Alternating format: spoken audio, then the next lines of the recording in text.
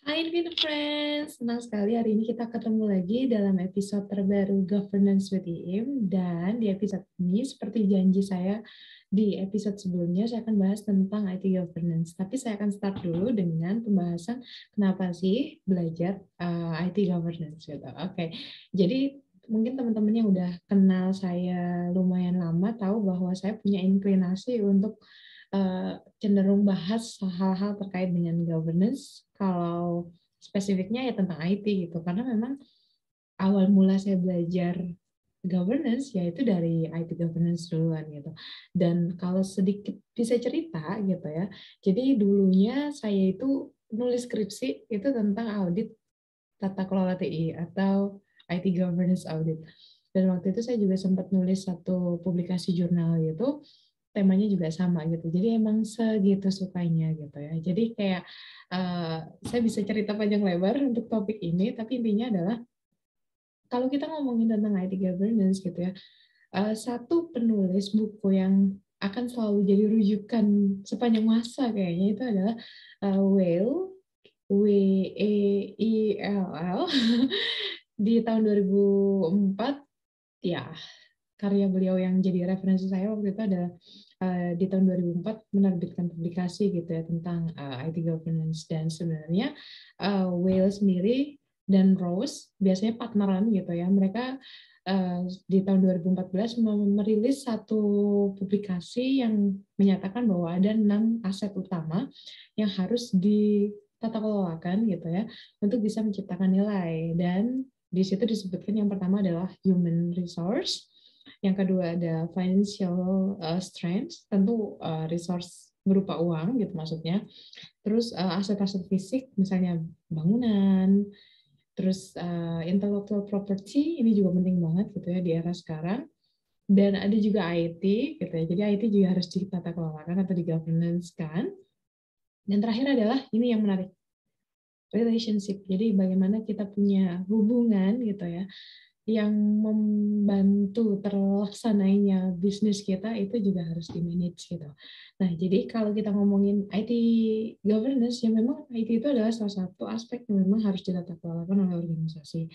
Nah, terus di skripsi saya nulis definisinya IT governance itu apa sih gitu. Jadi kalau sebenarnya di tahun 2007, aduh saya tuh sambil nginget-nginget tahun gitu loh, soal-soal emang anaknya tuh kayak kenapa nggak bikin skrip gitu. By the way ini kayak rahasia kecil, saya sama Bunga itu kayak tipe yang nggak bikin skrip gitu, kayak ya udah langsung aja gitu, kayak mengandalkan apa yang kami ingat. Ini sebenarnya nggak bagus sih, jangan dicontoh ya. Nah ya, jadi di tahun 2007 gitu ya, IT Governance Institute atau ITGI menyatakan bahwa IT governance itu adalah tanggung jawab dari Board of Directors, BOD, dan juga Executive Management. Nah, kalau Will and Rose, balik lagi, itu menyatakan bahwa governance itu adalah bagaimana kita membuat keputusan-keputusan yang tepat dan bagaimana kita mempertanggungjawabkannya gitu ya untuk apa? Untuk bisa menghasilkan perilaku yang desirable itu apa? Saya tuh sambil menerjemahkan gitu. Desirable behavior, jadi tindakan atau perilaku yang diharapkan gitu ya dalam menggunakan IT. Nah, jadi kata kuncinya adalah bagaimana kita bisa menghasilkan keputusan-keputusan yang tepat dan juga mempertanggungjawabkannya untuk bisa mengencourage orang-orang gitu ya yang ada di dalam organisasi untuk bisa bertindak yang bisa membantu organisasi untuk memanfaatkan IT dengan sebaik-baiknya. Nah, itu adalah kata kuncinya. Nah, jadi itu sedikit gambaran IT governance gitu. Tapi kalau kita ngomongin IT governance sebenarnya nggak lengkap kalau kita nggak lihat apa yang dinyatakan oleh Aisaka gitu ya.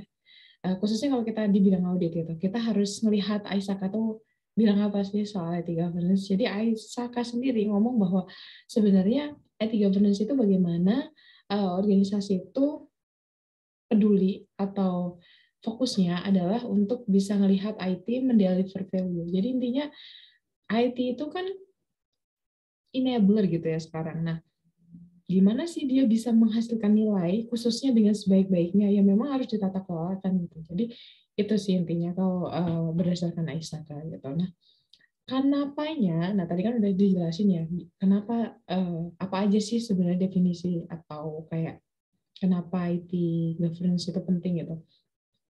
Nah, kenapa saya belajar ini? Saya rasa alasan yang pertama adalah eh, ada keraguan-keraguan di sekeliling IT gitu ya, bahwa IT itu beneran bisa deliver value nggak sih gitu.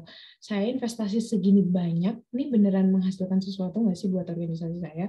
Jangan-jangan ini cuman kayak investasi yang tidak menghasilkan apa-apa gitu, atau investasi yang terlalu besar yang hasilnya tidak sebanding gitu. Nah, di disiplin ilmu IT governance ini, disitulah kita bahas benar-benar bagaimana kita bisa memaksimalkan benefit yang kita hasilkan dari IT gitu. Jadi concern utama dari IT governance adalah gimana kita deliver value, kita dapat benefit gitu ya.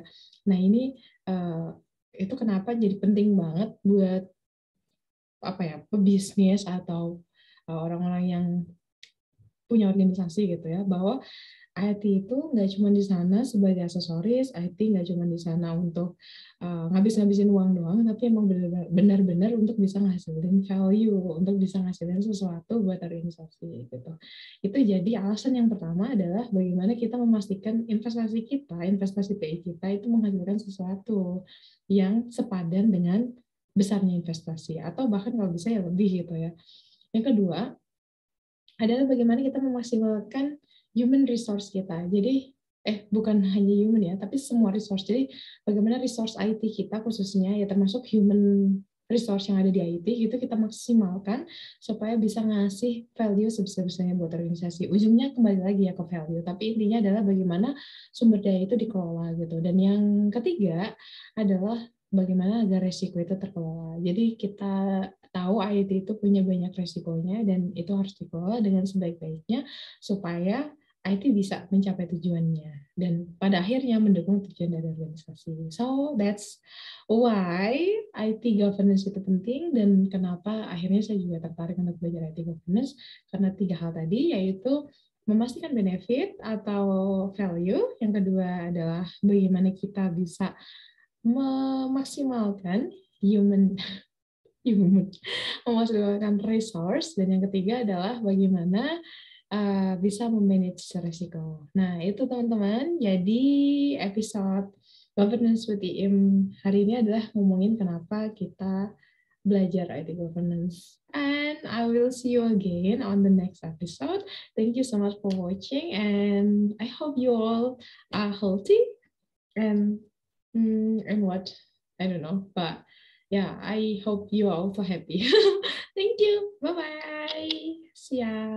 See ya. See ya.